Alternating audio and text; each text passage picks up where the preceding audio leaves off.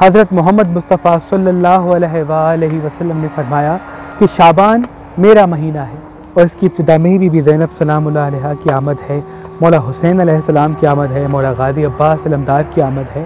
تو ان پاک ہستیوں کی آمد کی خوشی میں ہم جتنے بھی ہمارے مستحق لوگ ہیں وہاں فی سبیل اللہ راشن، آٹا اور نئے کپڑے بچوں کے لیے تقسیم کر رہے ہیں، تاکہ اس شعبان کے مہینے میں وہ بھی اپنے بچوں کے ساتھ اچھا طعام کھا سکیں، اپنے بچوں کے ساتھ اس مبارک مہینے میں نئے کپڑے پہن سکیں۔ خدا اس وبا کی وجہ سے وہ لوگ جو مزدوری کرتے تھے، 100 روپے 200 روپے 500 روپے کماتے تھے، وہ بھی اب گھر بیٹھ چکے ہیں۔ یہ جو اچھا طعام آج پک رہا ہے، یہ 2 3 دن گزر جاتے ہیں، اچھا طعام نہیں پکتا۔